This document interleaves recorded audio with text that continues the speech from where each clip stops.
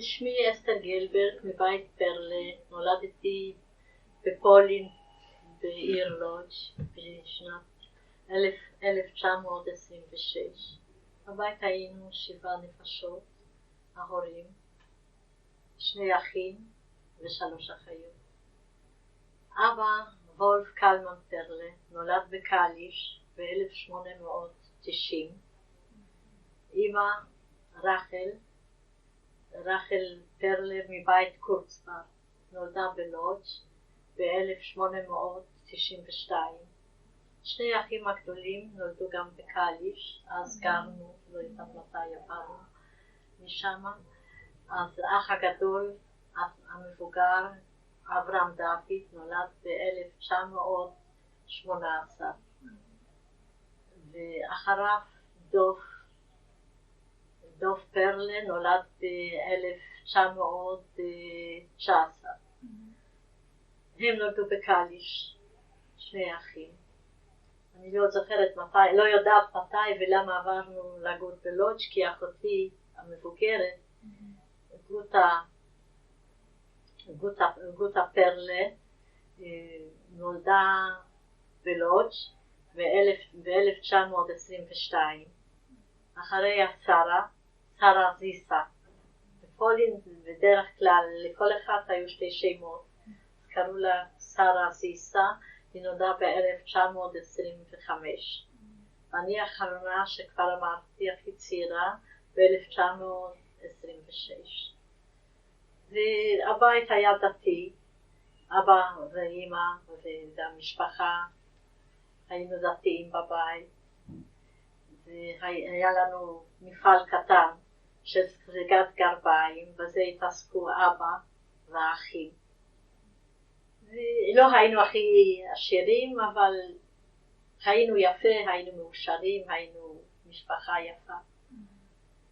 בעיניים של ילדה, את יכולה לקחת אותנו בדמיון לסיור בבית ילדותך? איך היה נראה הבית? ובבית השבתות, החגים, ההכנות לזה, זה היה, אני הייתי הכי צעירה וקצת מפונקת,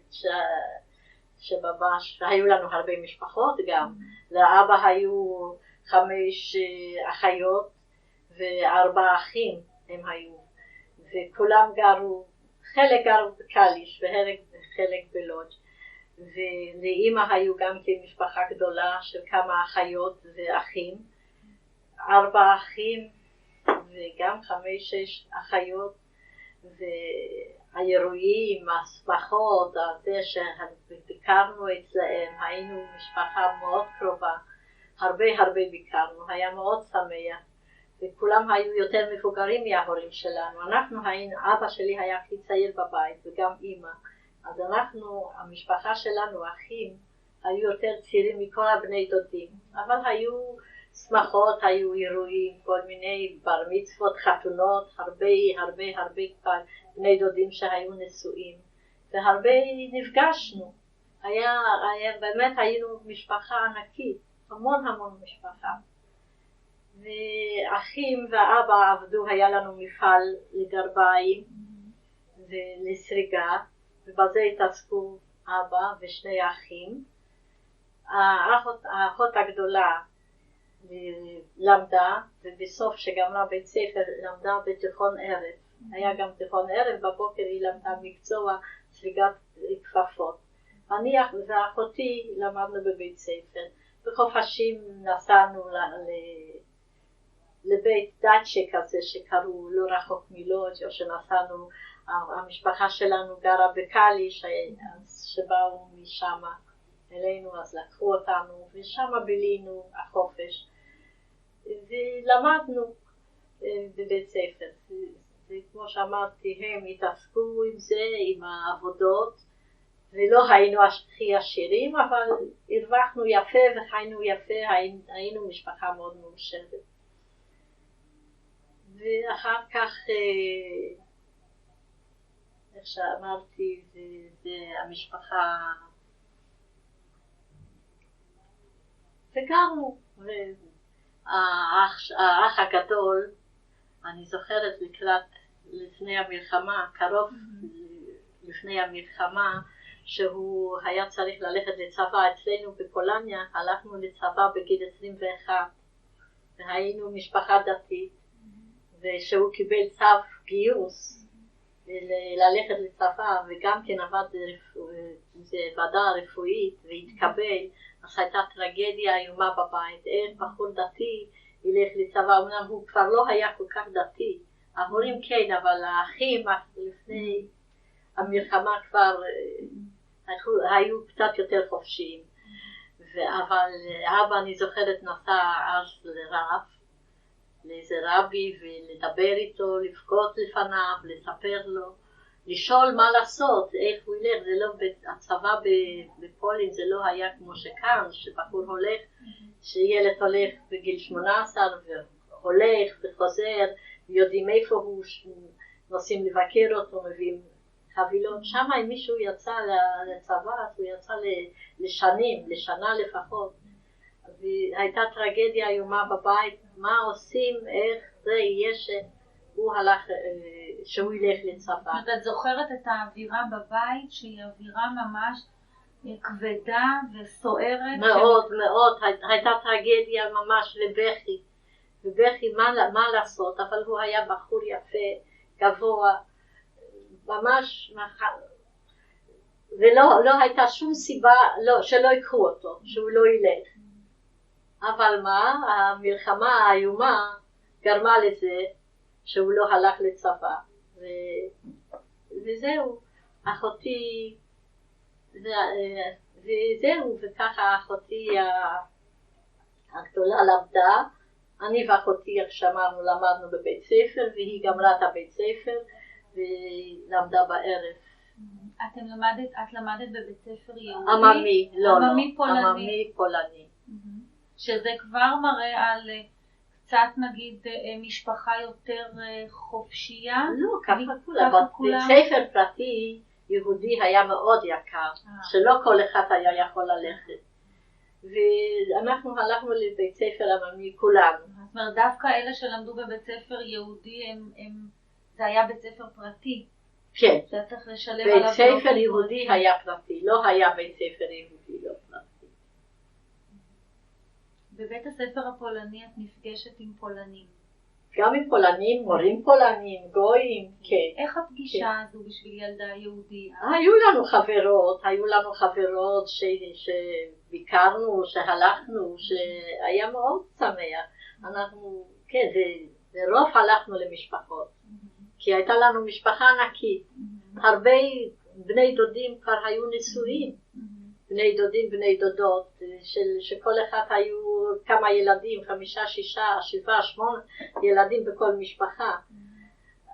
אנחנו באמת היינו הכי צעירים מכל הבני דודים, כי גם האבא הכי צעיר וגם האמא הייתה הכי צעירה וגם אני בבית הייתי הכי צעירה. אז ככה זה התנהל, החיים התנהלו והיינו משפחה מאושרת, הייתה לי אמא מקסימה, נהדרת, משהו. וככה עד שפרצה מלחמה. לא פספסתי עוד הרבה דברים. ופרצה מלחמה, ובאמת אחי לא התגייס, לא שירת בצבא, כי המלחמה האיומה ב-39 התחילה, ונכנסו עם העוצמה, עם הפחד. זה קשה להגיד וזה קשה לתאר מה שתכף מה שהרגשנו. אנשים התחילו לנדוד ממקום למקום, לא ידעו איפה ומה. גם אחי רצה לעזוב את הבית, ללכת עם חברים אולי לעיר אחר, לא ידענו, אבל אמא תמיד אמרה, אנחנו יחד, אנחנו לא זזים, מה שיהיה, יהיה יחד. ושפרצה מלחמה, ותכף היה טוב ובוא, בלגן, אנשים התחילו לרוץ, לא היה נהוג לקנות מזון לחודשים, אפילו לא לשבועות, וקנינו יום יום, אולי הכי הרבה הכנו פחם לחורף, אבל לא אוכל, והתחילו בלגן וריצות, ובכי ופחד, מה יהיה עם הגברים, עם המפלצות האלה. כבר הם תכף מיום הראשון הם התחילו להשתולל ולעשות. ושהם נכנסו ונורא פחדנו, כזה פחד היה, ותכף הם הגרמנים בחרו ראש הקהילה, רמקובסקי, חיים רמקובסקי, והוא לקח קצת איתו עוזרים, והתחילו לנהל שם את החיים. ותכף בהתחלת 40 סגרו את הגטו, ואז התחילו לארגן הרומקובסקי הזה בפקודות של הגרמנים, הרוצחים האלו, המפלצות, לארגן מפעלים, והתחלנו לקבל כרטיסי מזון. איך קיבלנו את הכרטיס מזון? מי שעבר קיבל כרטיס מזון. אתם עוד מחזיקים את הבית חרושת לגרביים? או שהגרמנים לא... לא, שום דבר כבר לא היה. שום דבר לא היה. והתחילו לארגן מפעלים, בתי חרושת, לכל מיני, אחרי סגירת הגטו. התחילו... הבית שלכם הוא באזור של הגטו, אסתר, או שאתם צריכים לעבור? לא עברנו.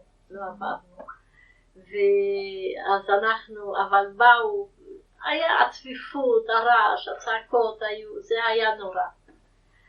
ושסגרו את הגטו, וכבר אמרתי לך שהתחילו לארגן מפעלים, ששם ניהל את העסק הזה רומקובסקי והעוזרים שלו, בית חרושת לנעליים, בית חרושת לסריגת גרביים, לסריגת כפפות, נגריות, ואבא שלי והאחים עבדו בבית חרושת לנעליים, כי זה הכי הרבה שהם היו צריכים, הגרמנים.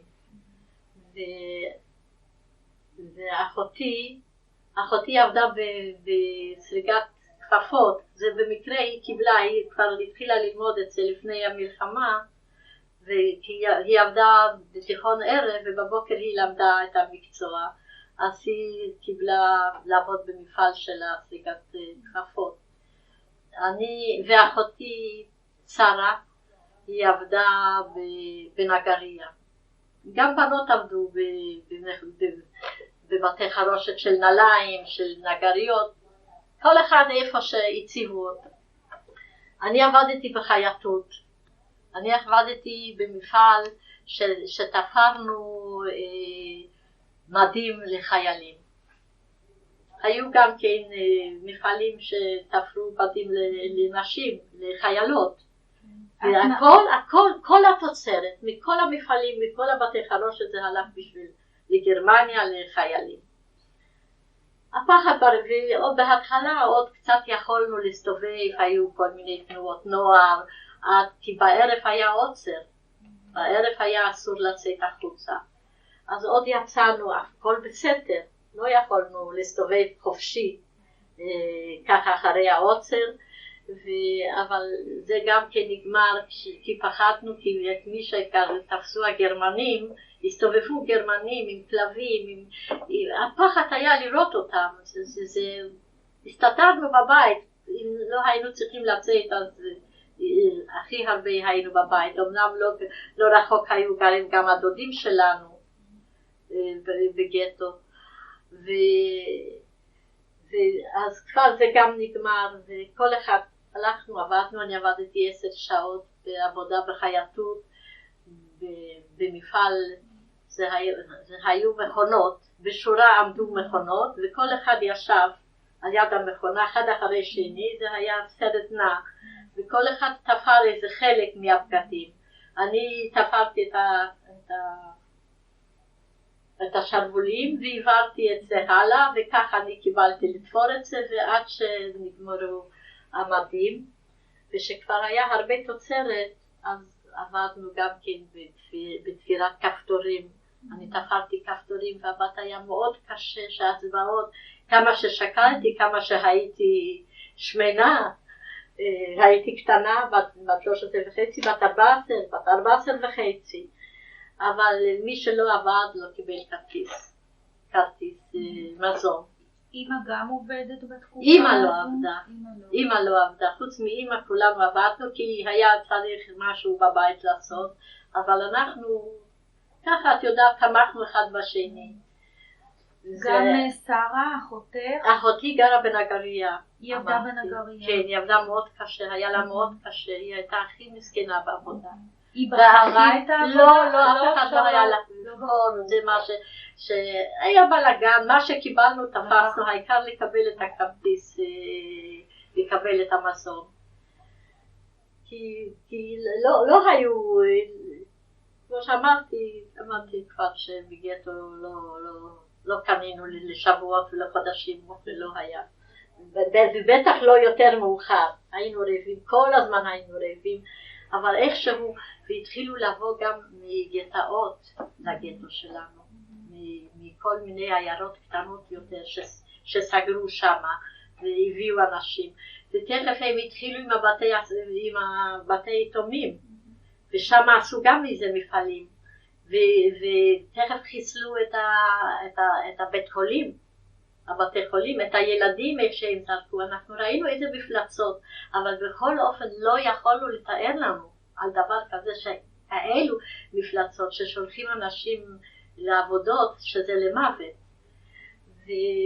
וככה עבדנו ואיכשהו הסתדרנו, היה מאוד קשה, היה רב, לא הספיק האוכל, היינו רעבים כל השנים לחתיכת אוכל, לחתיכת לחם. ב-41 שהאח הגדול לא חזר מעבודה, והם היו תופסים אנשים ברחוב לשלוח, הם אמרו שזה לעבודות, אנחנו קיווינו ואנחנו רצינו להאמין שהם הולכים לעבוד ויבואו חזרה, אבל אצלנו כבר היה חסר מישהו בבית, וכבר דאגנו וכבר בכינו, לא עזר לנו כלום, לא יכולנו ללכת לחפש כי פחדנו לצאת שגם אותנו יתפסו, ושכבר היה חסר מישהו בבית, אז היה לנו מאוד קשה את זה. כי אנחנו ידענו, כשבאו אנשים מהגטאות ללודג' והיו יחידים, לא יחזיקו מעמד. בן אדם לבד לא היה יכול, מתו כמו זבובים. ככה אחד תמך בשני, מישהו צריך היה לקבל פרוסה יותר, או גרגיר סוכר יותר, אז תמכנו בהם, אחד תמך בשני, או שמישהו היה חולה, אז הסתרנו את זה, עשינו ככה שהכל יהיה בסדר. אז בשביל זה ככה בסביבות גיל 13 וחצי, את מתחילה בעצם לפגוש מוות ברחוב, בכל מקום מוות, בכל מקום פחד, בכל מקום לצאת פחד. וכבר שהאחי כבר לא חזר, ואנחנו כבר ידענו ששלחו אותו, אבל לא ידענו ולא האמנו וקיווינו שבכל אופן המלחמה תיגמר, שזה לא ייקח כל כך הרבה זמן, זה כל הזמן אמא אמרה, חייבים להיות יחד, כי אולי זה לא ייקח הרבה זמן. וזה לצערי לקח המון זמן, והוא לא חזר. אנחנו לא ידענו לאן שלחו, אבל לא חשבנו ששולחים למוות.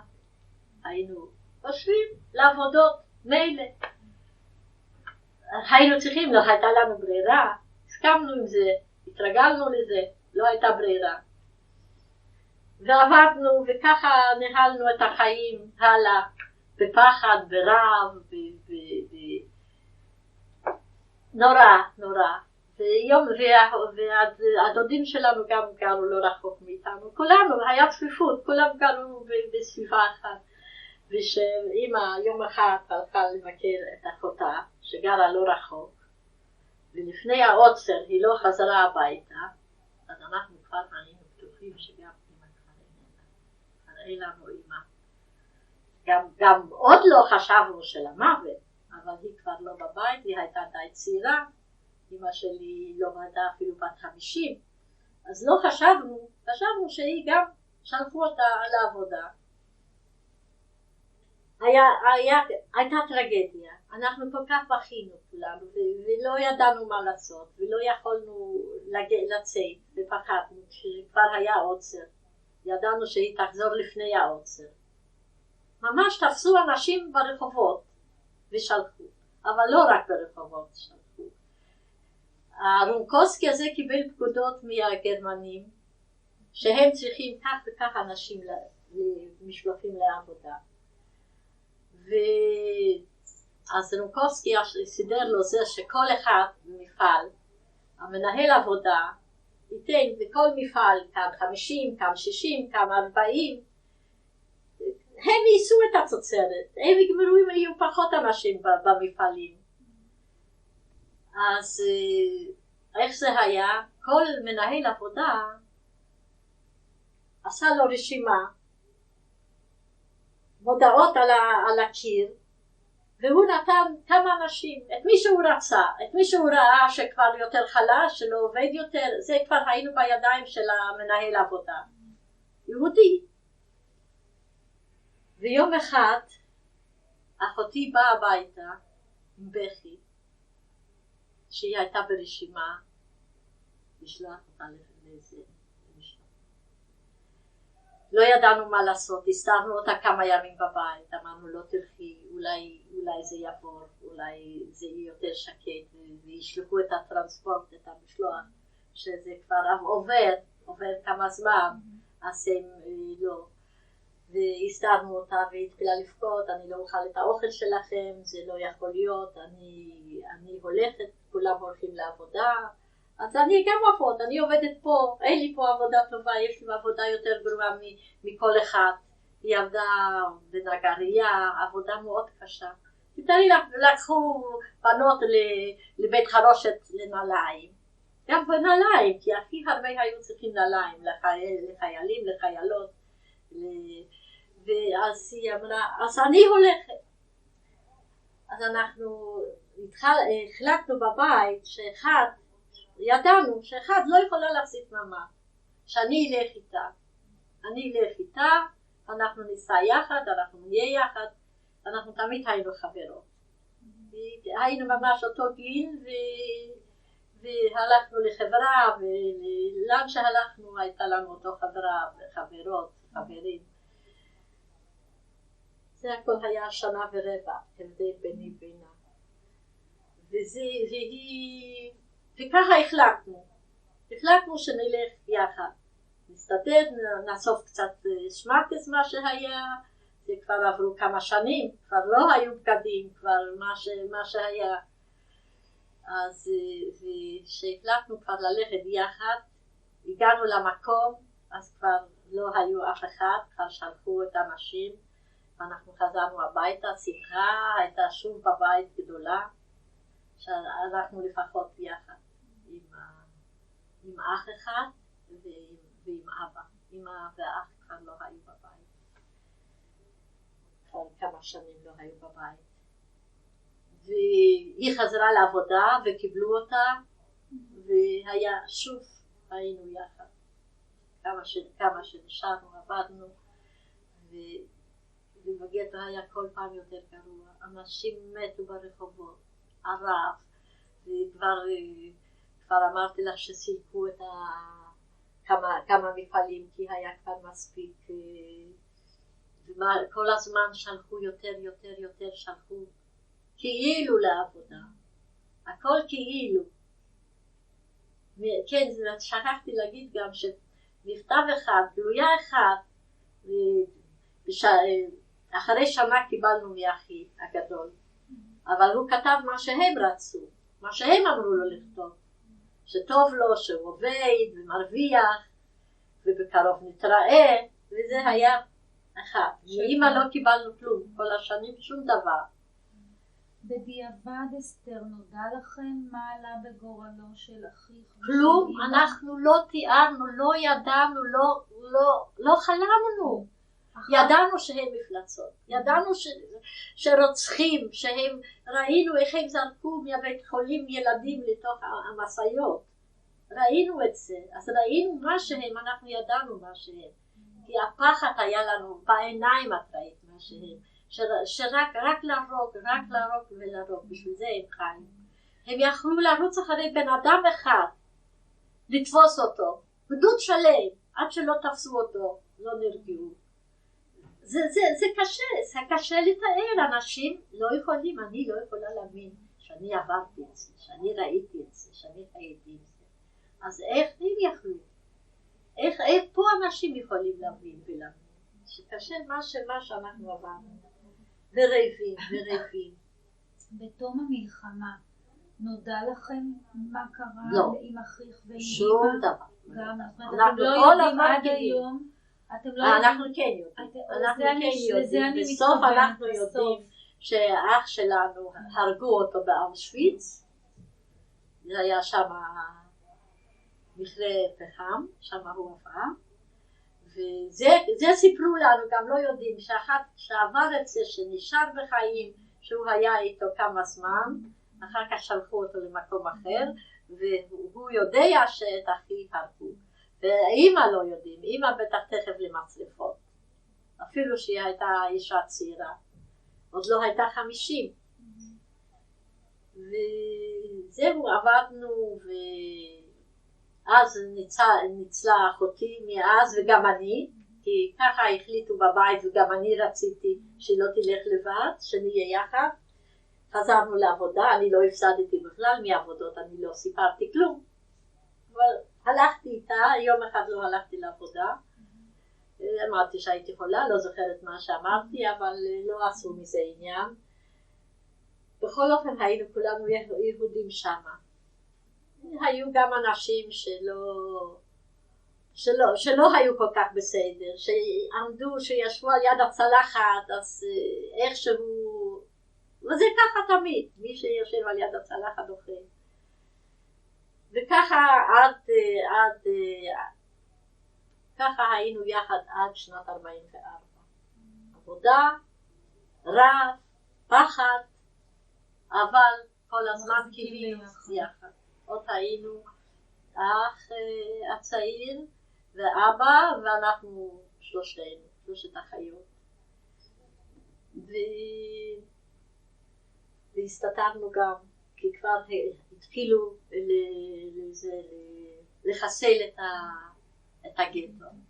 ב-44, ככה מאי, יוני, יולי, כבר התחילו לשלוח יותר ויותר, כבר לא היו צריכים כל כך הרבה תוצרת, כמה שעבדנו ועשינו, והיה להם כבר מספיק. והתחילו לחסל את הגטו, והיו באים גרמנים לחצרות עם רמקולים של לצאת החוצה, וקצת הסתתרנו, פחדנו גם שאם הם ייכנסו, יתפסו אותנו, ככה חשבנו לפחות אם יקרו אותנו, אולי באמת, אולי זה אפשר לחשוב שיש משרפות, אפשר לחשוב שנותנים גז, שנותנים מקלחות עם גז במקום מים, מי יכול, איזה מוח, רק באמת מוח מעוות יכול לעשות את זה, מפלצות, רוצחים, שזה קשה להבין. אז גם עוד הסתתרנו קצת, בסוף ראינו שאין לנו כבר ברירה, שכבר ממש היה יולי, אוגוסט, ואז הלכנו. את זוכרת את היום הזה שאתם... כן, אני זוכרת, אספנו קצת שמעתיס, קצת אוכל מה שהיה, והלכנו כולנו יחד. לקראת מה הולכים? לא יודעים. יודעים שאומרים של העבודות. אבל מאיפה? כבר בגטאות לא היה להם מה לתת לנו לעבוד ומה לעשות. אז מה? אבל בכל אופן עוד לא ידענו לאן הולכים ולקראת מה הולכים. העלו אותנו למשאיות, כמו, מה אני אגיד לך? הבכי, הצפיפות, הריחות, הפחד, כמו פרות. כבר לא אומרת כמו דגים לא כל כך נורא. וככה הובילו אותנו, כולנו יחד, אנשים כבר מתו בתוכו, מצפיפות, מרעב, לא יודעים כמה ימים, זה לא היה כל כך בטח רחוק, שהיינו צריכים, יכולנו בטח לעשות את זה בכמה ימים, אבל הם לא הספיקו שם להביא כל כך הרבה רכבות. אז לאט לאט סובבו אותנו, ואנחנו הגענו לאושוויץ, והגענו אחרי כמה ימים, כבר הרבה לא ירדו חיים. הרבה כבר לא ירדו חיים. אנחנו עוד ירדנו, כולנו יחד. ולהיכנס שמה ולראות, ותכף הפרידו אותנו בין נשים לנשים לגברים, צד זה, נשים צד לזה, וכבר אמרו לנו שמה הגויות, האוקראיניות, כאן נכנס, אתם רואות? הם אמרו לנו, לבנות שלנו, כאן נכנסים עם השער ויוצאים עם הערובה. לא הבנו מה שהיא מדברת, מה שהיא אומרת לנו. כן, אבל אנחנו, כשהלכנו עם המזוודות, שכחתי עוד להגיד, אז הם אמרו, תעזבו את זה אנחנו נביא לחו"ל, כי אין מקום ברכבת. אז עזבנו את המזוודות, מה שהיה לנו כבר, אחרי 5 שנים, אחרי מה יכול להיות, תעזבו את הכל, אתם תקבלו שם מזון, אתם תקבלו בגדים, אתם הכל תקבלו, והמזוודות, כל אחד כתב השמות של מי שזה שייך, ושאנחנו נביא את זה שזה יגיע אחרינו. טוב, ותכף התחילו להתגלח אותנו בכל המקומות. אנחנו הסתובבנו, הורידו לנו את הבגדים, הסתובבנו 3 ימים. ערומות, לגמרי ערומות, כבר את אבא ואת אחי לא ראינו, לא ידענו איפה הם ואיפה אנחנו. אחותי הגדולה גוטה אמרה, בואו נחזיק בידיים כי לא נכיר אחד את השנייה. וכבר לא קיבלנו אוכל, היו כאלו פחים, את יודעת, משימורים ענקיים. אז קיבלנו שם מרק 2 ביום, 3 ימים ערומות לגמרי. לא אכפת לי שמסתובבים שם החיילים, האססמנים, הנאצים, עם כלבים, עם תזמורת, ואנחנו לא היה לגמרי אפאתיים. ממש היינו אפאתיים. אני עוד שכחתי להגיד איזה מחלות היו בגטו, איזה מגפות היו, איך אנשים שם מתו, אני שכחתי להגיד עוד איך היה בגטו. איזה מגפות, שאנשים מתו כמו זבובים ברחובות, וגם באמת אנשים שלא היו משפחות, היה להם הכי קשה, שלא יכלו אחד, זה עוד שייך לגטו. אבל זה נותן לכם את המוטיבציה להישאר, לדבוק אחת בשנייה ולהישאר 3 ביחד. רגע, חכי, עוד לא ככה. ובינתיים, אחר כך עוד הפעם סלקציה, של רק הבנות. עד כאן, את ימין, את שמאל. וכמו שאחותי לא היה לה מזל, גם תכף רצו לשלוח אותה קודם, לה אמרו בצד זה, ולי לאחותי המבוגרת בצד זה, לא יודעת באיזה צורה, איך שזה קרה, שהיא איכשהו הגיעה אלינו, והיינו יחד. 3 וככה 3 ימים שמה באושוויץ, וכאן הגויות כמו שיכולות ככה להיות נחמדות, באו לספר לנו שכאן את לא תצאי מכאן. כאן את רואה, כאן את תיכנסי, ומכאן את כבר לא תצאי. חיכינו, כבר לא היה אכפת לנו. שום דבר לא היה, בלי בושה, בלי פחד, בלי כלום, כבר לא בן אדם. וככה הסתובבנו 3 ימים, ושלחו אותנו למקלחות. אז כבר רצינו כבר להגיד שמע ישראל. פתאום בזרם מים. לא ידענו מה יש. שבמקום שהכינו אותנו שזה יצא גז, במקום המים במקלחות, אז יצא מים. ואז שלחו אותנו, קיבלנו איזשהו בגדים, שם מהערימות, שהיו שם ערימות, כל אחד קיבל איזה סמלה, חצאית מתאים או לא מתאים, לא חשוב, היינו ערומות, ושלחו אותנו למחנה עבודה. נסענו לבית חרושת המטבעה, את יודעת, הריקות. זה קראו לזה פלקס פבריקה. אז שלחו חלק קבוצה של נשים שהלכו לגרמניה, למרצדורף, לעיר מרצדורף שמה, זה על יד לנדסות. זה היה מפעל ענק, הרבה מחלקות. אני עבדתי במטבעה, היו לי שמה 100 חביות ו100 צלילים, ועשיתי מזה, מהחומר הזה, שזה קראו לזה פלקס, מזה עשיתי חוטים. ובאמת מאז אני חירשת האוזן, וגם מחירשת כי המכונה דפקה. ואיזה תנאים היו שם, זה גם קשה לספר, איך אנחנו ישנו על קרשים של 2 קומות, לא לחוד כל אחד, היו קרשים ושכבנו ככה, אחת אחרי השנייה, היינו שם 200 בנות, היו בנות מצ'כיה ומהונגריה ומפולין.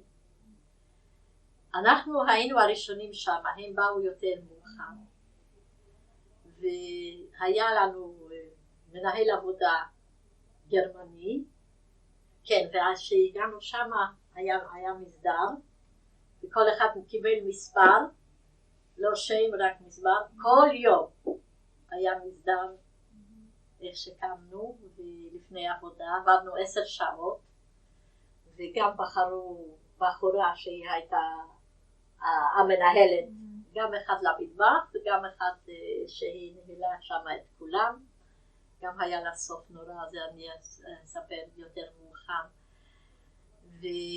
והיו שם גרמניות, והציבו אותי לעבוד במטבעה, ביצרה וגוטה? וגם גוטה עבדה במטבעה, אבל לא יחד איתי. זה היה משהו אחר, עבודה אחרת שם, אבל זה היה שייך לזה. ואחותי גם לא היה לה מזל, היא עבדה בחוץ. היא אספה את החומר הזה. היא עבדה קשה, וקר, וחורף. וזהו, בכל אופן, זהו, עבדנו 10 שעות.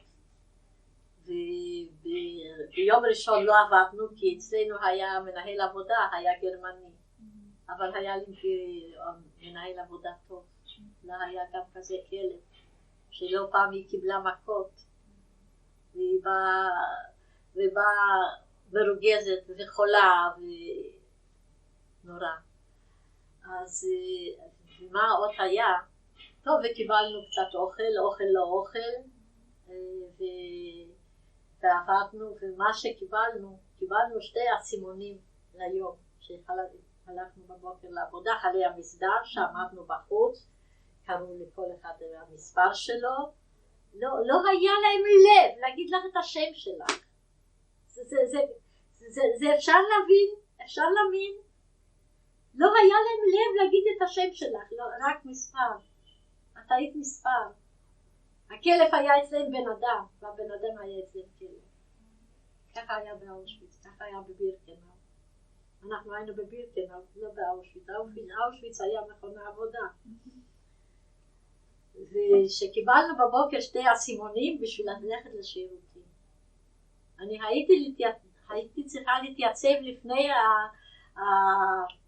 הגרמניה ולהגיד לה,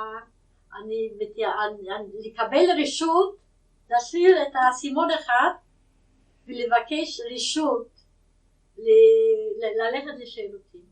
ואז נשאר לך עוד 10 שעות עוד אסימון אחד. אבל היה שאת היית צריכה עוד הפעם לצאת. אז היה לנו באמת המנהל עבודה, הייתי צריכה להגיד, אני אגיד לך בגרמנית, Frau Kommandoführerin, ich melde sich an zum Toilette, ולתת לה את זה. אני מבקשת רשות ללכת לשירותים. אז היינו מבקשים ממנו שצריכים לצאת לרגע. אז הוא היה מדבר איתה קצת, והיה נותן לנו לצאת, לפעמים הוא הביא קצת עקרום, הלחם הקשה של הלחם, שאולי האמא שלו או אשתו שלא היו להם שיניים, אז הם לא אכלו, עשו אסף והוא היה נותן לי. אני הייתי, אני חושבת, גם יותר קטנה מיתר החבר'ה שם. היית הכי צעירה? לא הכי צעירה, שם במחנה, לא אגיד שהכי צעירה. אבל בין הצעירות. כן, בין הצעירות, כן. והוא ריחם, והוא בא והיה אומר לנו, אתם הקבוצה האחרונה, תחזיקו מעמד, כי הוא ראה, והיה אומר לנו, ראיתי איך אתם עמדתם באפל, באיזה מסדר, בחוץ, בקור, ותהיו חזקות, תראו שאני מקווה שאתם הקבוצה האחרונה, כי אנחנו לא היינו הראשונים ב-44, הבית חרושת קיים כל השנים, אז מי שכבר היה חלש, אז הם שלחו אותם לאושוויץ או לגרוס רוזן, אנחנו היינו שייכים לגרוס רוזן גם מחנה ששם השמידו אנשים. אז אנחנו אומר, אני מקווה, אתם כבר הקבוצה האחרונה. הוא באמת היה בן אדם, אי אפשר להגיד, היו יחידים, נכון? וככה אנחנו ביום ראשון שלא עבדנו, אז אספנו פחם לרכבות, או כל מיני עבודות עשינו ביום ראשון. וככה כל השבוע עבדנו 10 שעות.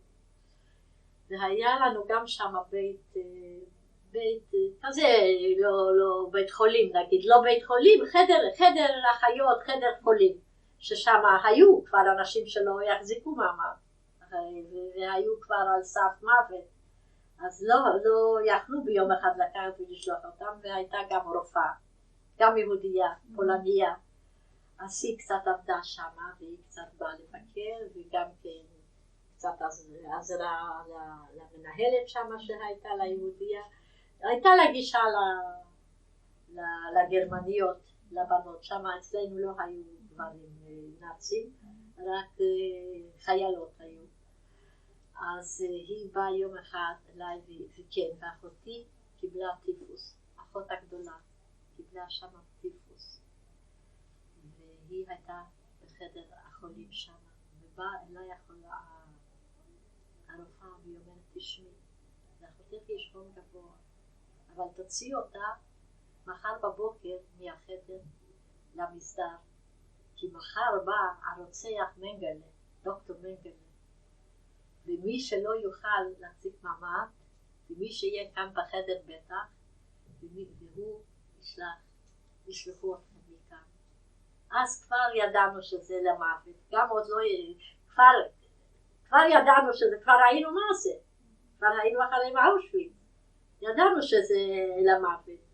וככה אני עשיתי, אני לקחתי את אחותי עם חום גבוה למסדר, ותתארי לך בקור כזה, החזיקה מעמד, ועוד אחר כך הלכה לעבודה ועוד עבריה. איך אני לא יודעת, איזה נס. אנחנו לא עשינו שום דבר לעבור המלחמה, לחיות, כמעט שלא. חוץ מזה שהסתתרנו קצת בגטו, לא ללכת עם המשלוחים הראשונים.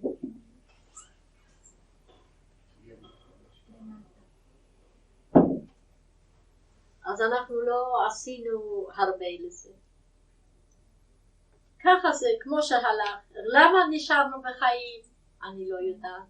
אני באמת לא יודעת. לפעמים אני אומרת, מכל כך הרבה מאוד של המשפחה שלי, מהדודים, מהבני דודים, מכולם. איזה זכות? לא יודעת. למה זה קרה לנו את זה? תמיד אני אומרת את זה לבנות שלי, שאני לא...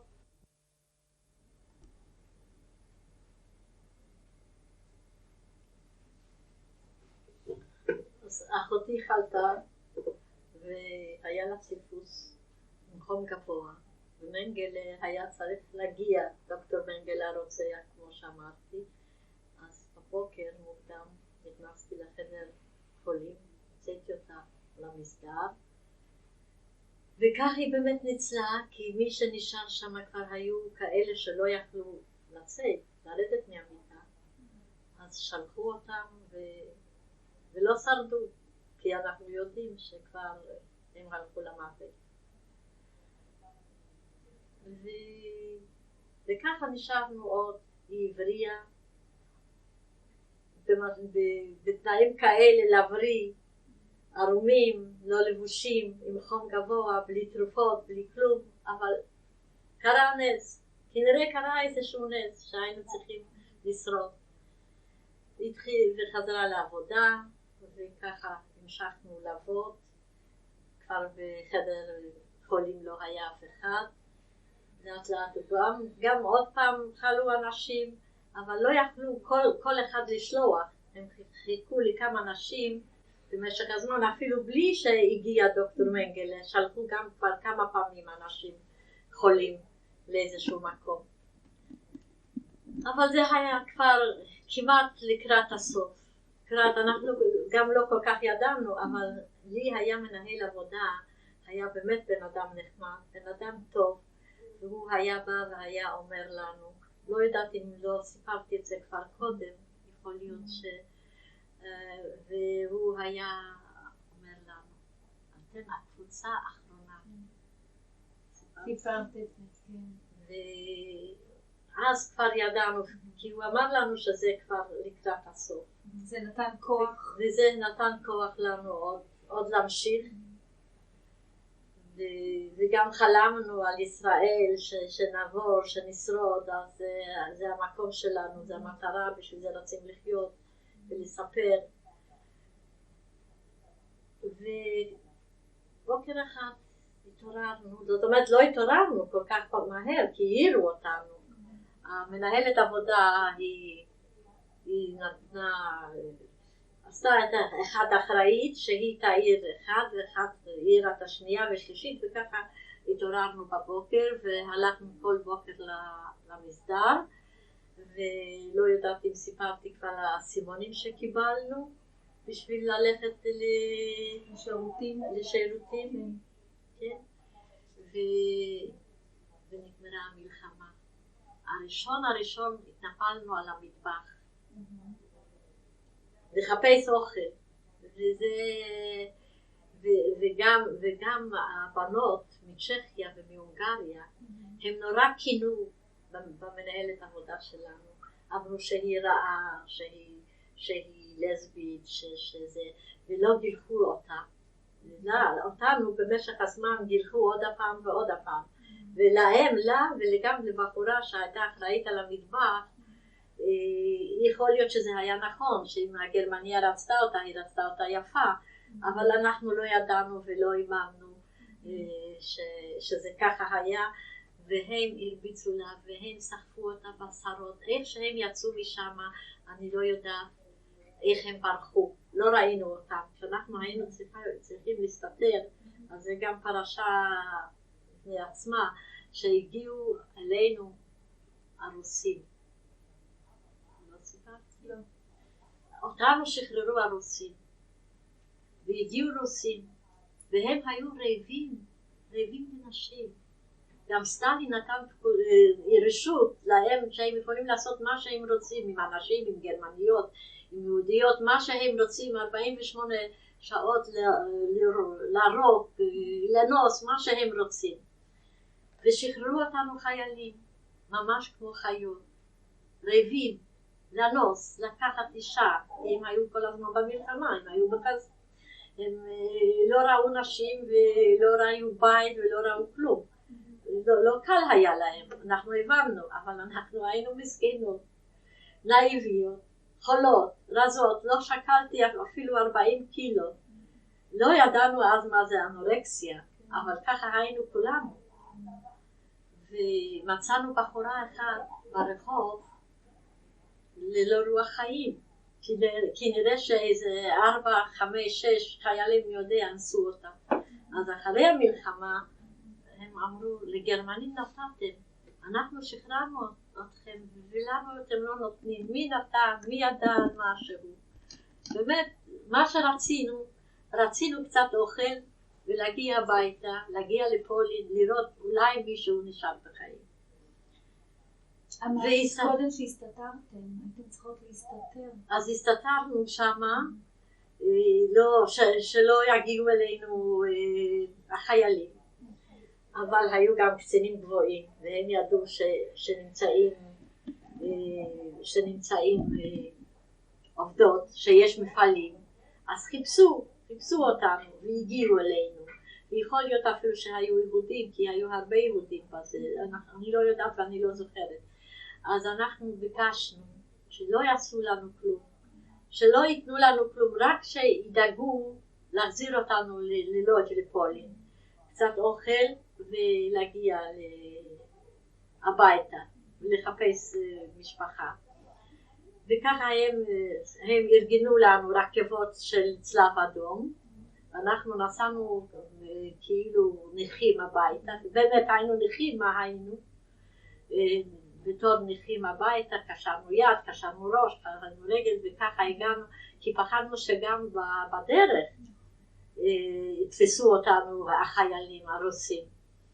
והגענו... כלומר, השחרור בשלב הזה הוא עוד לא משחרר אתכם מהפחד ומה יקרה איתכם? את עדיין צריכה לדאוג לגוף שלך ולעצמך? כן, לפני הרוסים. שהם באמת היו מסכנים, אבל מה אנחנו היינו אשמות? היה לנו כוח לזה, לא ידענו אפילו. לא רוצה אולי להגיד בזה ש6 שנים לא היינו נשים, לא היה לנו בסדר. לא ידענו בכלל, כלום, וזה גם מזל, כי איזה היגיינה הייתה, ומה היו איזה תנאים. אבל לא חשבנו שאולי לא נוכל ללדת, גם על זה לא חשבנו. בכלל לא חשבנו כלום, רק חשבנו לאכול קצת ולשרוד, ושהמלחמה תיגמר. וככה הגענו לפולין ללודג'. והתחלנו באמת לחפש משפחה. כל הבנות הפולניות היו באות מלודג'.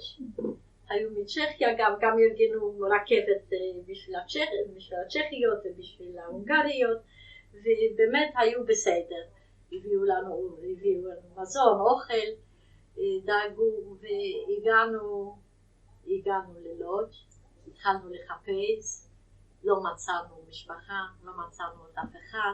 היה מפגש, אני לא זוכרת איזה רחוב זה היה, שהיינו באים שם לפגוש אנשים שחזרו, ששרדו, והיו רשימות, אז ברשימה גם לא מצאנו את אף אחד, גם אנחנו נרשמנו, ומפעם באנו לראות. כן, פגשנו שם חברה, שהייתה חברה טובה של אחי, ואנחנו קיווינו אולי הוא, כי הוא היה גם בגטו, עד לחיסול הגטו, יחד הלך איתנו לאושוויץ. אולי הוא, והיא גם נורא רצתה, היא סיפרה לנו שהיא המון חשבה, אולי הוא יחזור, כי היא מאוד אהבה אותו גם. הם עבדו יחד בבית חרושת נעליים, היא כבר הייתה שמה, כבר היה לה איזה בית עם דירה, עם עוד 2 חברות, והציעה לנו לבוא לגור אצלה. לא הייתה לנו ברירה, וקיבלנו את זה שלושתנו,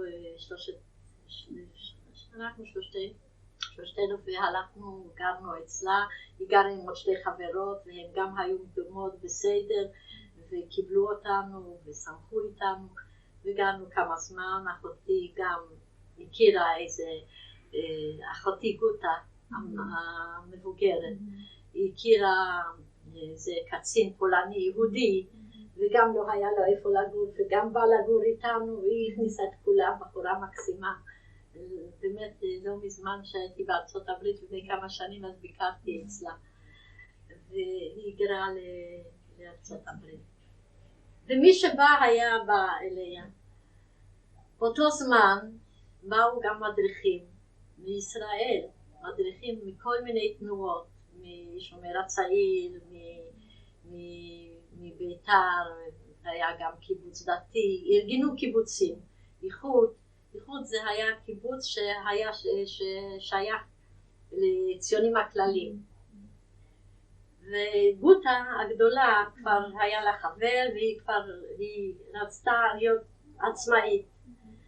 ואנחנו, כמו שחלמנו לעלות ארצה ורצינו מה שיותר מהר, אז שמענו על הקיבוצים, ואני ושרה הלכנו, ביקרנו בכמה קיבוצים, ובכמה קיבוצים ביקרנו, בשומר הצעיר, גם אפילו בדתי, בקיבוץ דתי, וביהוד, איחוד, ואנחנו בחרנו את הקיבוץ איחוד. באמת קיבלו אותנו גם כן בשמחה. כולנו היינו צעירים, לכולנו היה עבר משותף, הגטו, הרעב, המחלות, אושוויץ, מחנות ריכוז. אז התחלנו באמת חיי קיבוץ לכל דבר. באו גם מהגנה לבקר אותנו, גם תמכו בנו, וידעו שאנחנו מחכים ורוצים לעלות ארצה. הדריכו אותנו, סיפרו לנו איך היה שם מדריך גם. הקיבוץ היה כבר קיים כמה זמן, לא זוכרת בדיוק כמה זמן. ובאמת היינו כמו משפחה. והם הדריכו וסיפרו לנו איך להגיע וזה. אבל הדרך ארצה משכה 3 שנים. דרכים לא קלים. היה מאוד קשה להתגבר על זה, גם מחלות, גם דיור בדרך. אתם 3 שנים עם הקבוצת הקיבוץ נודדים מלודג' לכיוון ישראל?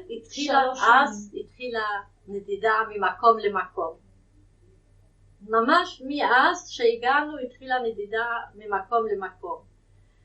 וככה התחלנו כבר לחשוב לצאת מלודג' ולהתחיל המסע. הגענו לצ'כוסלובקיה, בלתי לגלי, בלי ניירות, בלי כלום, קר, גם חלינו בדרך, בכל אופן קיץ, והיינו עוד די חלשים, זה לא כלום, אבל גם לנו היה מזל שלא היה לנו אוכל תכף בהתחלה, בהמון.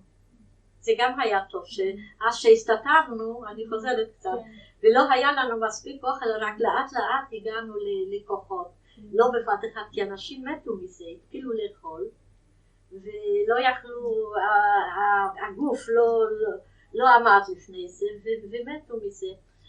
אז הגענו לצ'כוסלובקיה, גם שם נשארנו קצת זמן, מצ'כוסלובקיה לגרמניה, מגרמניה לצרפת.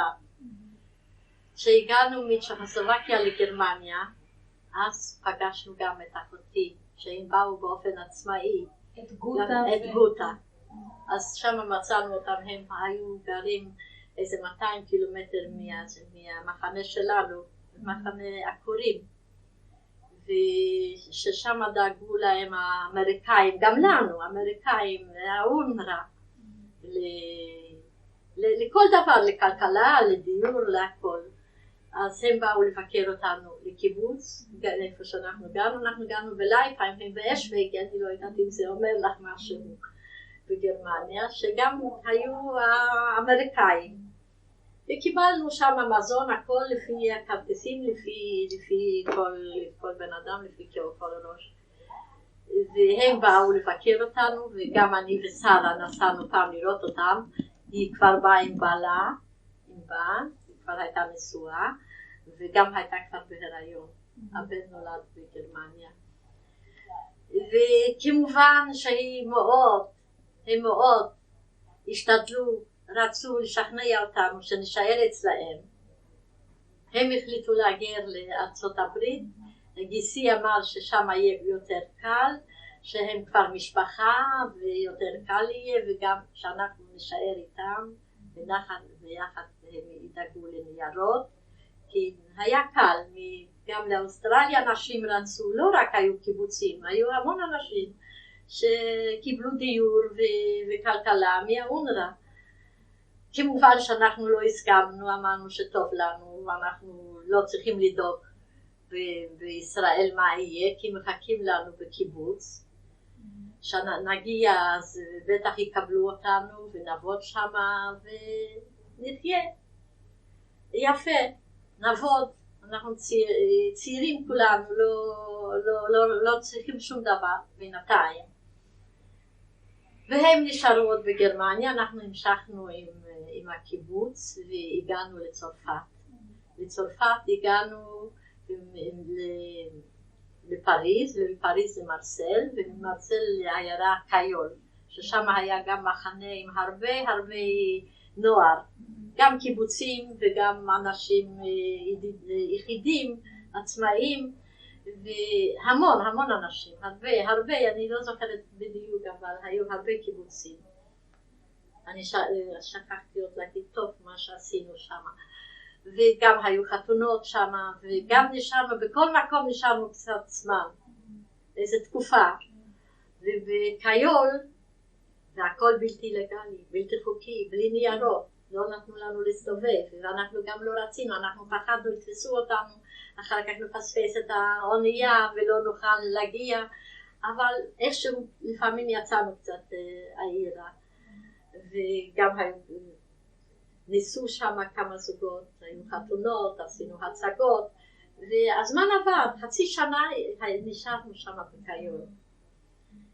ובצרפת עלינו על אונייה מפילים לנגב, שזאת הייתה אונייה, אז אני לא יכולה להגיד לך איזה אונייה, אתם שמעתם וראיתם איזה פיילה, איזה מין אונייה, וגם עלו איתנו מדריכים מהגנה, עם כל אונייה ככה עלו, והצוות היה איטלקי.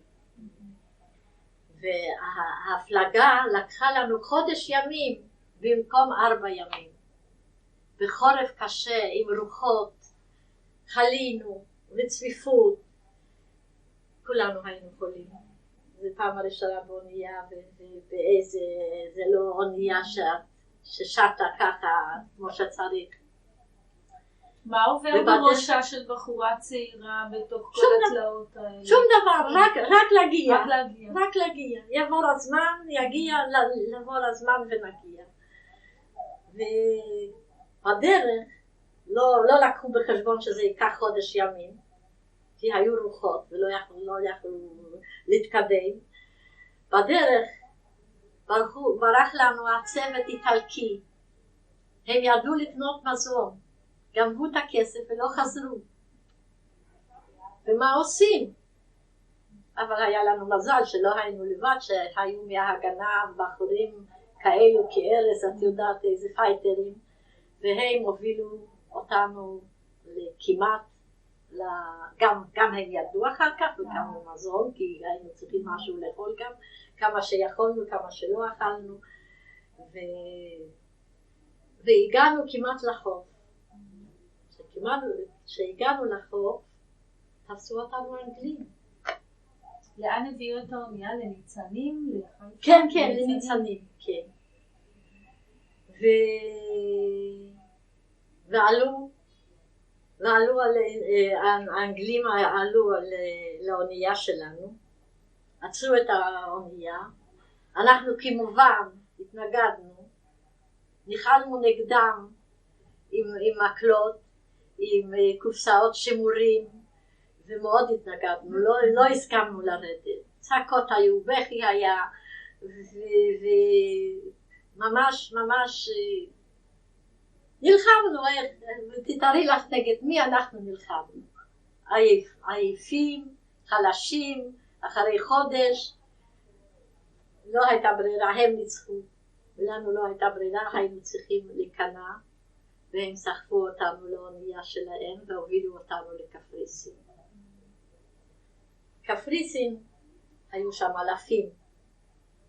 היה גם מחנה חורפי בקפריסין, הגענו לפמגוסטה. והיה שם מחנה חורפי ומחנה קיצי.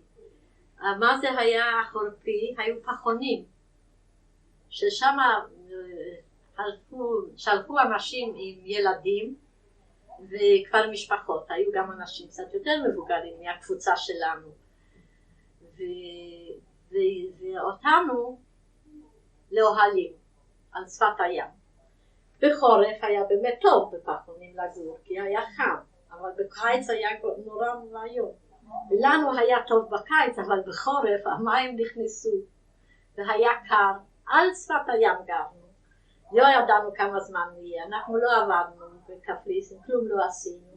גם האנגלים דאגו למזון, לאוכל, בישלנו, עשינו הצגות, הבחורים שיחקו כדורסל, קיבוץ נגד קיבוץ, הקיבוץ שלנו נגד שומר הצעיר ונגד זה, אנחנו הלכנו גם להסתכל, גם ניסו כמה זוגות מהקבוצה שלנו, והיו חתונות, תפרנו בגדים, מאיפה היה לנו בגדים, אנחנו גזרנו, כל אוכל היה לו 3 שכבות, אז גזרנו קצת בדים, עשינו שמלות, חצאיות, מכנסיים לבחורים וגם לנו. והזמן עבר, ושם נשארנו שנה. היו גם שנתיים. בקפריסין היו שנתיים. אני פגשתי שם בחורה בשם אסתר פרלה, בדיוק כמוני. השמחה הייתה גדולה, התברר שהיא מקליש. אני לא הכרתי אותה כי משפחה מאוד רחוקה. אולי הסבים שלנו, התחלנו לספר, אז אנחנו משפחה, גם היא כאילו מאותו סבא משהו. הסבים היו אולי בני דודים, אבל שפגשנו שם שדומה לשלה, בפרלה אין הרבה, וזה מקליש, והתחלנו לספר ולדבר, אז הגענו לזה שאנחנו קרובים. והיא סיפרה לי שיש לה גם אח, שהוא כבר נמצא בישראל, שהוא קיבל סרטיפיקט. גם היו כאלו שכנראה שקיבלו סרטיפיקטים אז, שהוא עלה ארצה לגלי. והיא הגיעה, היא באה לקפריסין לפנינו והיא יצאה לפנינו. וזהו, עם זה נגמר, אנחנו שמחנו, אנחנו ביקרנו שם. וכשהיא עזבה, היא אמרה שאנחנו נגיע, אז נחפש אחד את השנייה, לפחות שיש קצת משפחה. וזהו, אחרי שנה שלחו הבנים, לא הספיקו להיות יותר מיומיים בארץ. היה לנו חבר מהבית שאני אחר כך הכרתי אותו בישראל. אני ראיתי את האח שלו בקפריסין. והוא כבר היה בארץ, הוא לא ראה אותו, הוא היה יומיים. עד לפני שהוא נהרג. נהרג, כולם, בחורים, מה הם ידעו להחזיק רובה ביד? לקחו בחורים צעירים, שלחו אותם ישר מהאונייה. ואחרי שנה אנחנו הגענו ארצה עם כל הקבוצה, שמחים, בטח מחכים לנו, יקבלו אותנו, אבל זה לא היה בדיוק. הם לא היו כל כך נחמדים. אבל אנחנו הבנו, הם גם עבדו קשה, היה להם קשה, הם לא רצו כל כך להתחבר איתנו. זה היה הכי קשה לנו. הם זה החברים מהקיבוץ. כן, אנחנו היינו שייכים לקיבוץ תל יצחק. זה על יד נתניה, לא רחוק. והיה כל כך יבש, ואנחנו היינו זקוקים קצת יותר חמימות קצת. והם גם סיפרו, סללו כבישים, הייתה מלאריה, זה נכון, זה אמת, אנחנו הבנו. ואנחנו לא גרנו בקיבוץ, כי לא היה להם מקום לכולם, אבל ליד הקיבוץ היו צריפים, אבן יהודה, זה ממש על יד אבן יהודה, היו צריפים, אנחנו שם גרנו, וכל יום באנו לעבוד לקיבוץ. מה הייתה העבודה שלנו? הם הקימו את התעשייה הצבאית, משם זה התחיל. תל יצחק הם היו הראשונים, אז כל הקיבוץ, כולנו, אנחנו עבדנו שם בבית חרושת. גם הבנים לא הלכו לצבא, כי עבדו עד הסוף, עד לפני שנים שהלכו לפנסיה, יש לי חברים שעבדו שם. כבר לא בחיים גם כמה, אבל כולנו עבדנו, אחר כך זה עבר לרמת השרון. אם את שמעת על התעשייה הצבאית, אבל הם הקימו את זה, הם היו הראשונים, ואנחנו כולנו עבדנו שם. לאט לאט החבר'ה מצאו משפחה ובני דודים, אחד שמעו שיש בית חלוצות, אז עזבו את הקיבוץ, וממש התפרק, התחילו לעזוב את הקיבוץ, ממש אפשר להגיד בהמונים. אנחנו עוד לא חשבנו, והמדריך שלנו עוד היה קצת איתנו, אבל מי שנשאר אז כבר עברו לתל יצחק, ושם לא היה כל כך נחמד.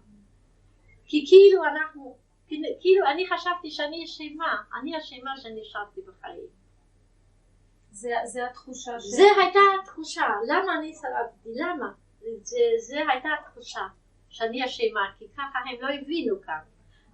הוותיקים לא הבינו, והם לא יכלו להבין, כי זה באמת קשה להבין שהלכנו ככה כמו צום לשחיטה, זה לא קל להבין. אני בעצמי לא מאמינה שאני יכולתי לעבור את זה. אפשר לחיות 1000 שנים ולא לעבור את זה. אז כמו שאמרתי לך, הבני דודים האלו, פרלה, הם חיפשו אותנו, ופעם באו לבקר. והם שמעו והם ידעו שעוזבים הרבה מהקיבוץ, והם אמרו לנו, אז למה אתם יושבים פה? תלכו, תעבדו, תמצאו עבודה, אבל איך לצאת? איך זה, וכבר היינו רגילים שדואגים לנו, שאנחנו כולנו יחד, שעובדים בשביל מישהו, בשביל לחיות, זה לא בשביל מישהו בדיוק. אז הוא הציע לנו שהוא ידאג לאיזה דיור, שהוא ישלם איזה חודש, שהוא ימצא משהו, ככה אז היה נהוג שמי שלא היה איזה בן דוד או איזה דוד או בית חלוצות, אז היו מזכירים איזה חדר אצל מישהו. והם גרו לא רחוק מתחנה מרכזית, ושם הוא באמת מצא לנו, אפשר להגיד, פרוזדור ארוך, שעמדו רק 2 מיטות באורך. זה מה שנתנה לנו הבעלבוסטה הזאת, שהזכירה לנו את הפרוזדור הזה, אבל הייתה כניסה נפרדת. וזה יצא לאיזה חתיכה חצר. מטבח ושירותים? לא היו. שירותים היא הרשתה לבוא אלינו, אבל מה נשאלנו, מה נעשה? קנינו משהו, איזה פרוסה לחם. ועשו ככה מה שנבוא לשם, עוד לא ראינו את זה, עוד לא ידענו זה, אבל זה מה שהוא מצא, והוא שילם 4 לירות בשביל חודש, והגענו, זה היה יום שישי. ובשבת, ביום שישי בלילה, חברה שלי עבדה בקסית, בתל אביב, במסעדה. אז היא לקחה אותי לשם, אני עבדתי שם כל הלילה, בבוקר לא ידעתי איך לחזור אפילו, אז היא הביאה אותי הביתה, הבאתי קצת אוכל, אחותי בינתיים סידרה קצת, נקטה קצת, המיטות וזה, וביום ראשון בבוקר הלכנו ללשכת עבודה.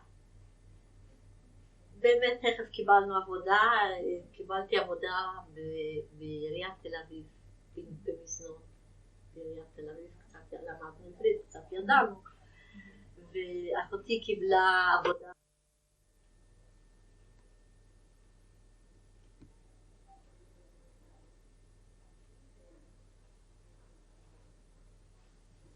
אז יש שקיבלתי עבודה, נכון?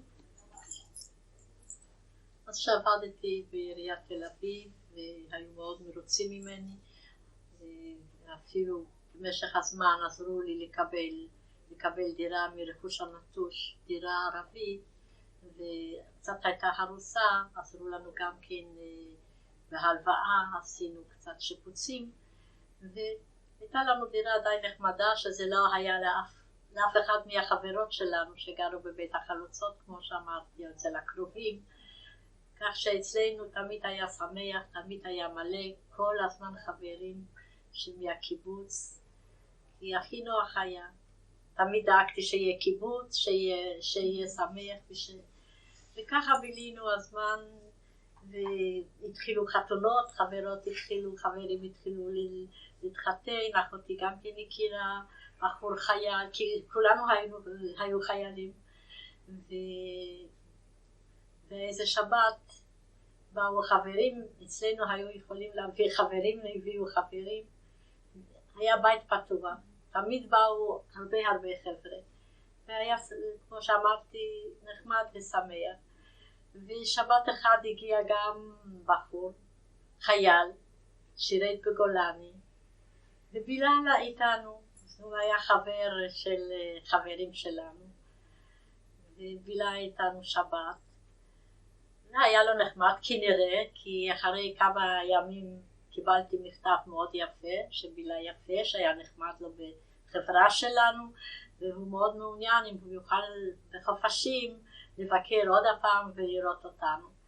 כמובן אני החזרתי לו מכתב חיובי, שגם נחמד, ולהכיר עוד בחור, למה לא? אם אין לו איפה להיות ואיפה לבוא. וככה המשיך לבוא, המשיך לכתוב, עד שבאמת התאהבנו, ובאמת בחור מקסים, נהדר, אנחנו מאושרים כבר 50 שנה עד עכשיו. ואחותי התחתנה בדצמבר 50, ואנחנו היינו צריכים קצת לחכות, כי לבעלי היה אח בפולניה, וחיכינו שיעלה ארצה. האח היחידי שנשאר לו, הם היו 8 ילדים עם הורים, כולם היו, רוב, 4-5 כבר היו נשואים עם ילדים יותר גדולים, ממש ילדים גדולים, כי בעלי היה הכי צעיר בבית. ונשאר לו אח אחד שהיה ברוסיה וחזר, שהוא גם כן כבר איבד משפחה, וכבר היה גם נשוי עוד הפעם ועם ילדה קטנה, אז חיכינו עד שיבוא. אחותי התחתנה בדצמבר ב-49, ואנחנו התחתנו במאי בל"ג בעומר 50. וזהו, ולאחותי נולד בן ב-50 בינואר. עוד גרנו יחד כל הזמן, כי היו לנו 2 חדרים, חדר אחד לה וחדר אחד לי, והיא בעלה בחדר, ואנחנו גרנו כמה שנים יחד. נולד לה שם בן, בינואר 52, ורחלי שלי נולדה באוגוסט 52. וככה המשכנו עוד לגור, כשנכנסתי להיריון, ובעלי בינתיים השתחרר והתחיל גם לעבוד, השתחרר מהצבא, התחיל גם לעבוד, ואז הייתי בהיריון עם אורה. כשהוא עבד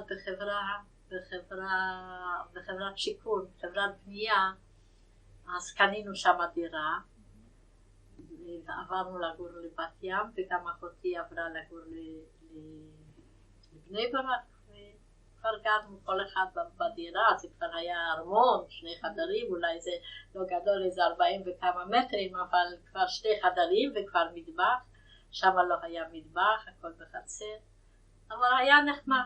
היינו צעירים ולקחנו הכל בקלות, לא היינו צריכים, לא היו עיניים גדולות כמו היום, שצריכים לא יודעת מה. ובדירה הזו נולדה כבר בתך השלישית? לא. אז גרנו אז עברנו לגור לבת ים. כן, מיפו עברנו לגור לבת ים, לשיכון עולים. אז בעלי עבד, אז יותר קל היה לנו לשלם. אני עבדתי והוא עבד, כל הזמן עבדנו. וכעבור 6 שנים נולדה נאווה השלישית.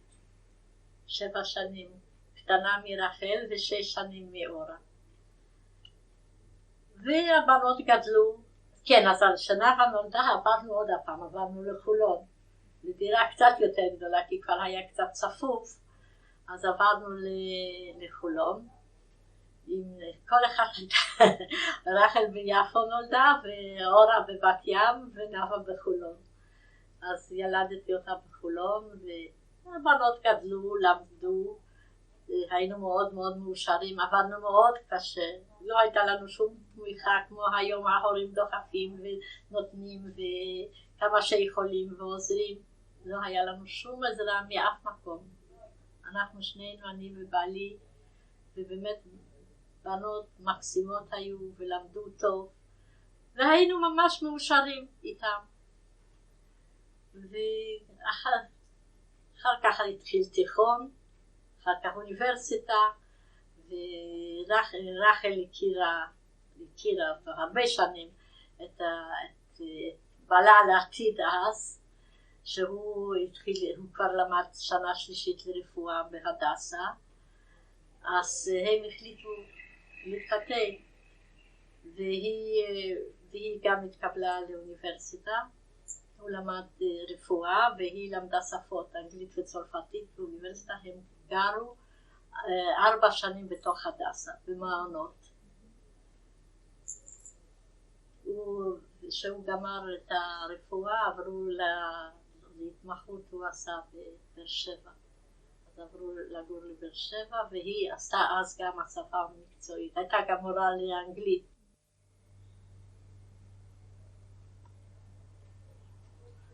כמו שאמרתי שהיא עשתה הסבה לעבודה סוציאלית, אחר כך היא עשתה גם תואר שני בבוסטון, ועכשיו היא מנכ"לית בעמך.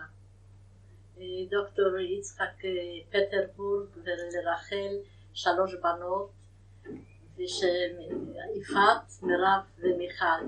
וכשיפעת הייתה בת 14, אז הם גם נסעו לארצות הברית לשנתיים, כי יצחק שמה למד וסיים ניהול מקצועי באוניברסיטת קולומביה, ניהול רפואה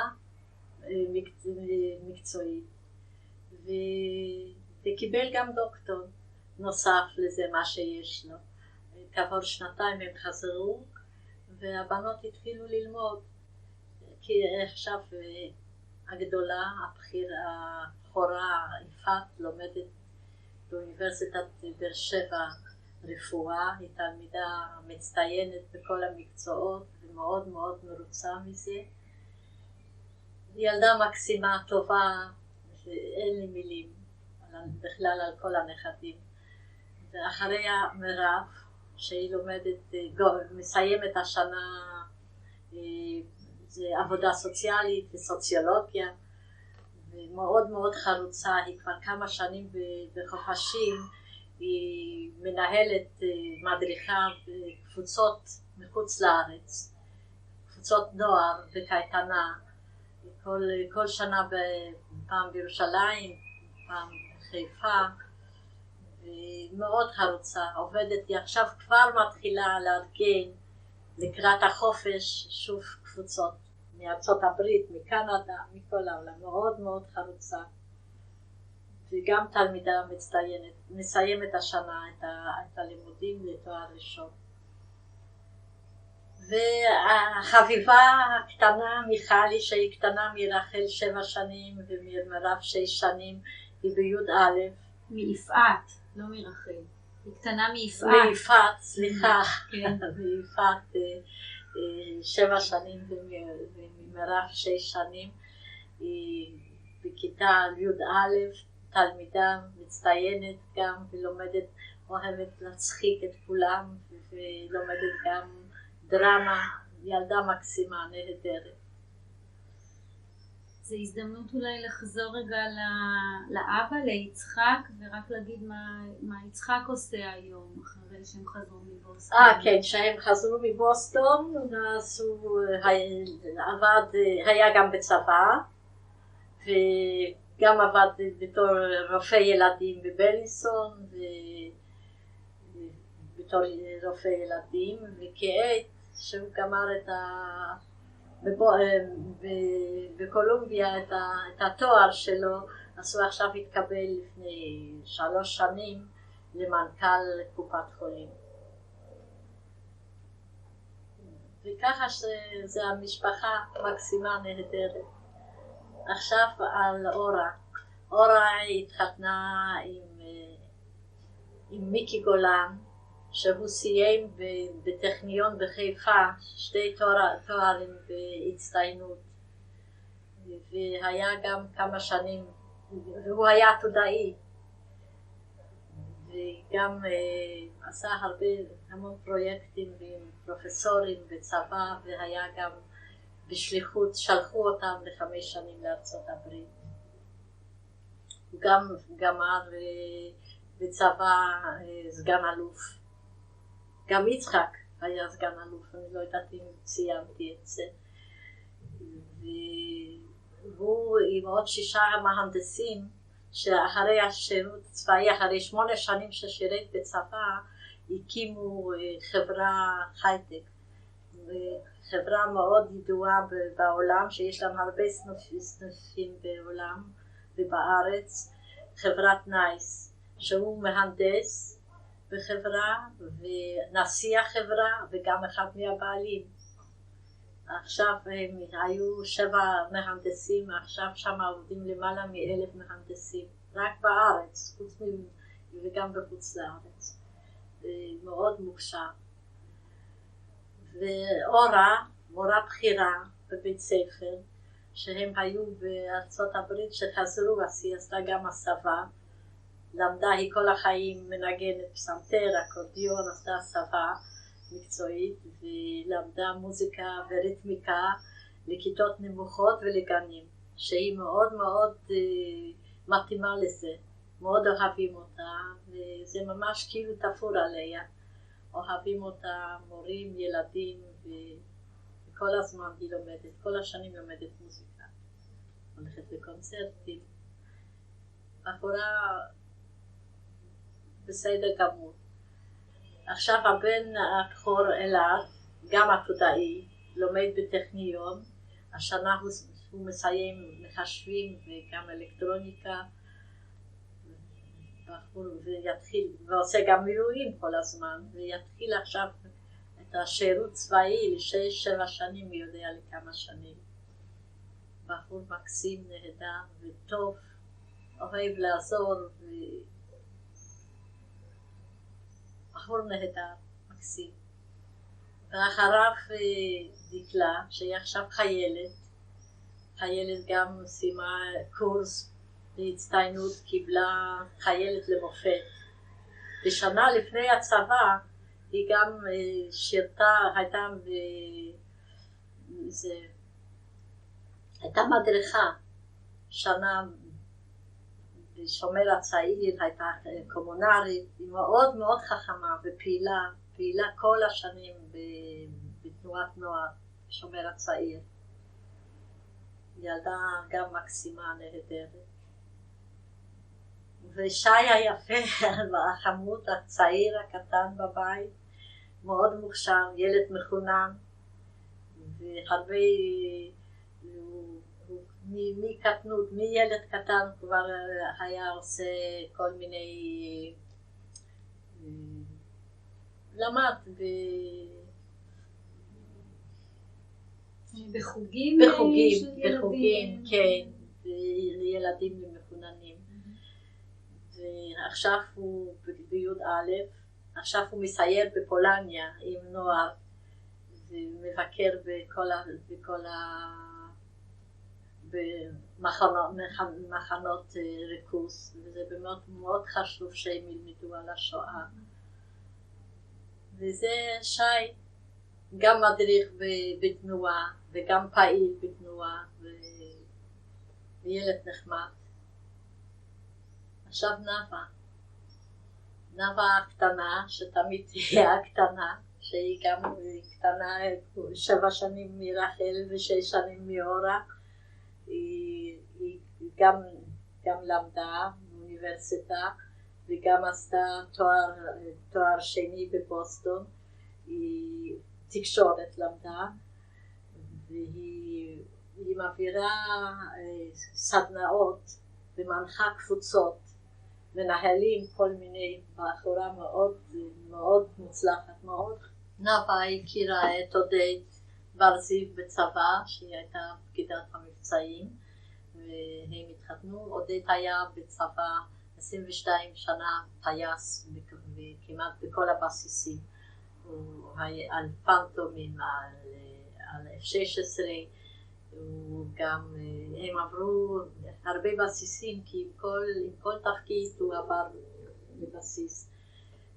אז היה גם מפקד טייסת וסגן מפקד טייסת, סגן מפקד בסיס,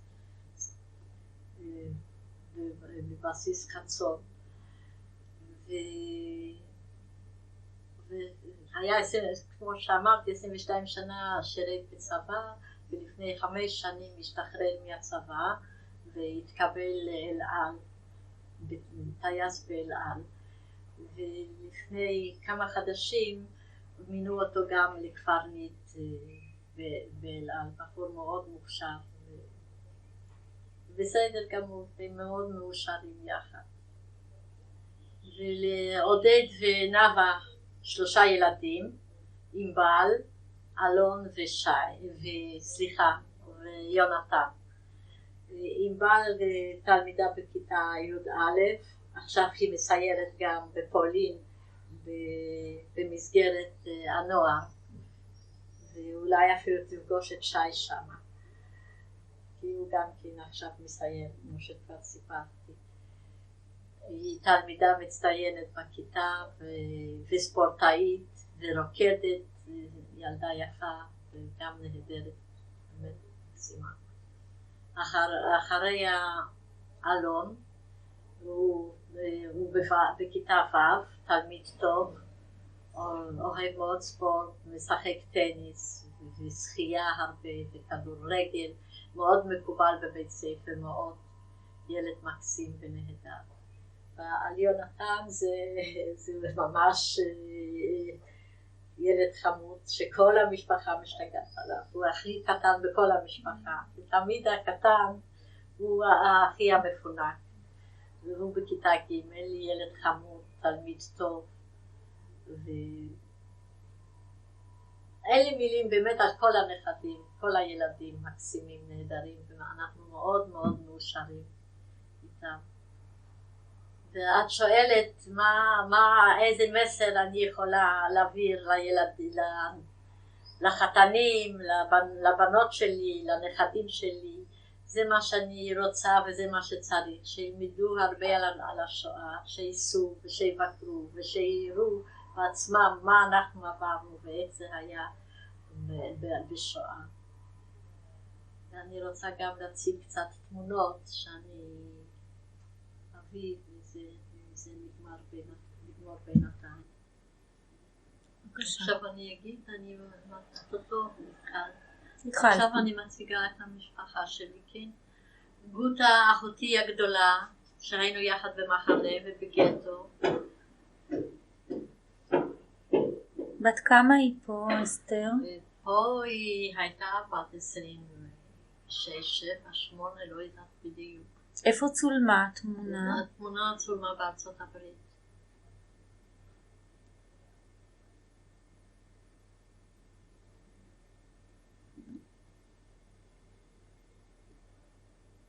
כל התמונות האלו מארצות הברית שהיא הייתה בחיים.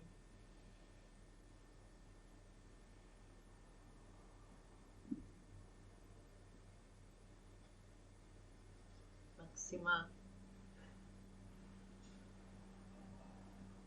אף קלמן, שהשם של אבא שלנו.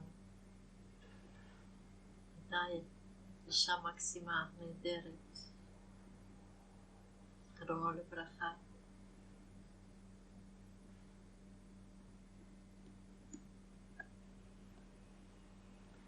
וכאן גוטה עם הבת הקטנה. קטנה, עכשיו היא כבר מבוגרת מאוד.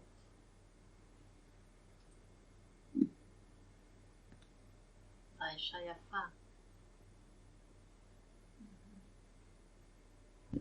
התמונה צולמה שהייתה פה בביקור מארצות הברית.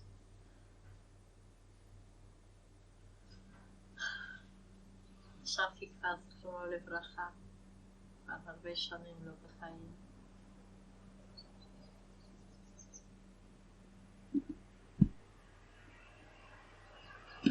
אז זכרונו לברכה איתי, ואני חושבת שזה היה או כאן על שפת הים או עוד בקפריסין. אני לא זוכרת בדיוק איפה צילמנו. כנראה שזה כבר כאן בארץ.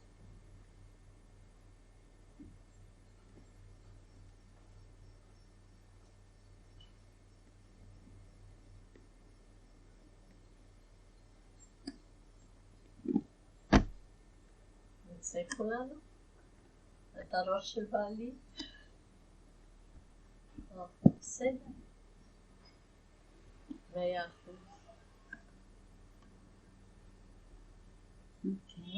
וכאן אנחנו ארבעתנו, שרה, אחותי, עם ביסי, זכרונו לברכה, ואני ובעלי.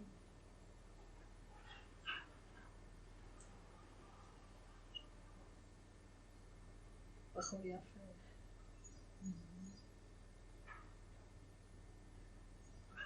כשהסתכלתי על התמונה ראיתי שהיא צולמה ביפו. כן. וסיפרת לי שגרתם אז ביפו. גרנו ביפו, כן. גם שרה הייתה יפה.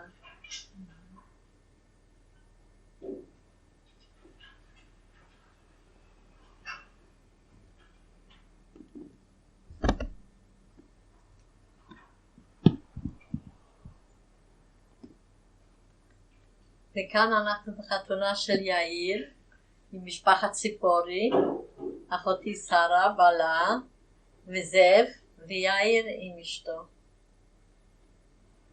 ואנחנו כמובן.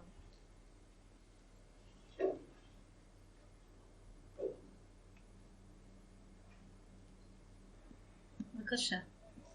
רואים את התמונה שלי ושל בעלי בחתונה, בעלי היקר שלי. מאושרים, אוהבים.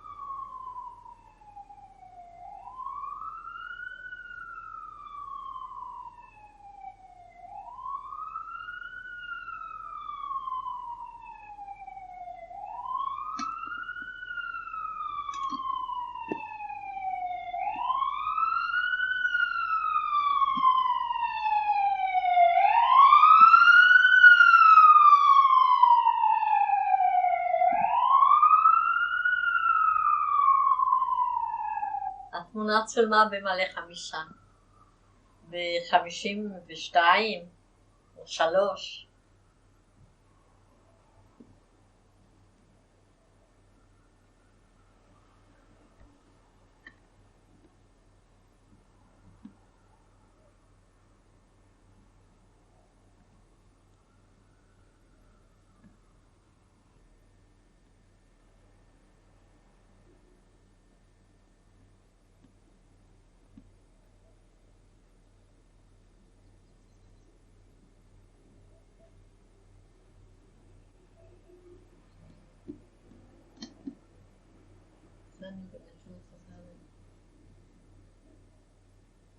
זה היה כבר יותר מאוחר.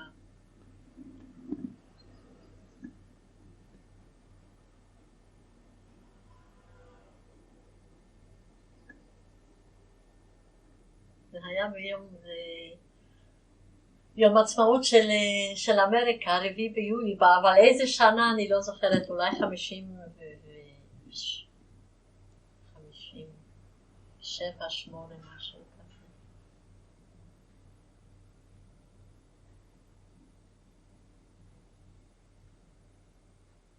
אנחנו 50, אולי אפילו 58. אז קיבלנו הזמנה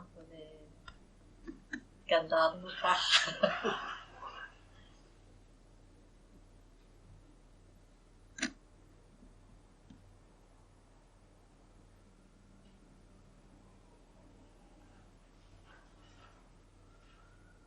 רואים את משפחת פטרבורג.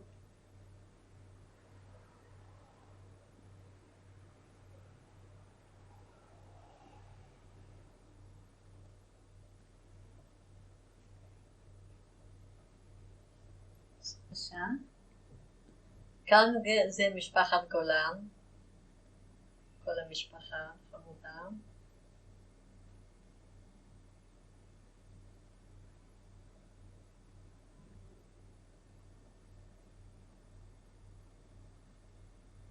ועכשיו משפחת בר-סיף.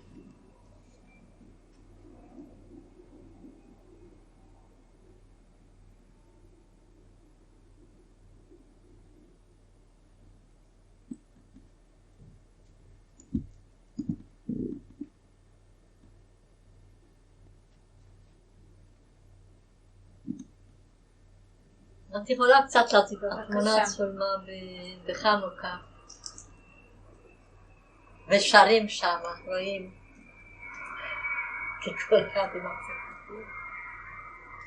בבקשה, אסתר. התמונה צולמה ביום הולדת שלי שעשו לי הפתעה, הלבישו אותנו ככה, את כולם באקרדו, בירושלים. אני ובעלי ושלושת הבנות.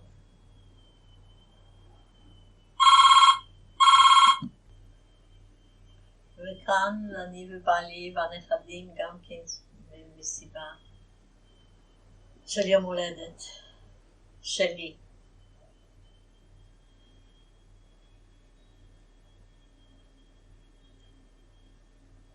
רגע, אין דבר, אז כבר זה לא נכניס, יש מספיק שלנו. אני ובעלי וכל הנכדים.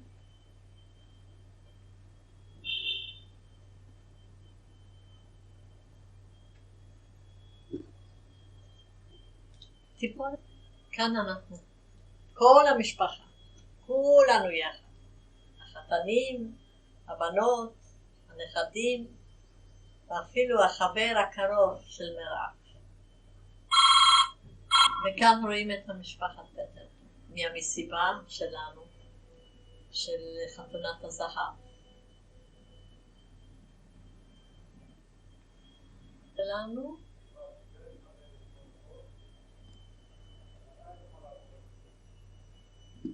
משפחת בר זיו, החתונה שלנו, חתונת הזהב.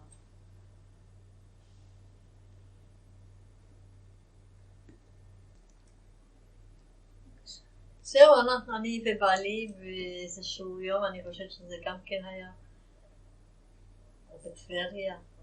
בטבריה אני חושבת, היינו.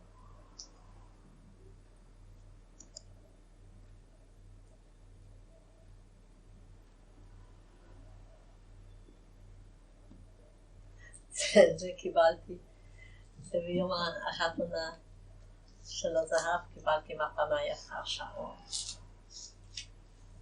כל כך מתרגש, זה...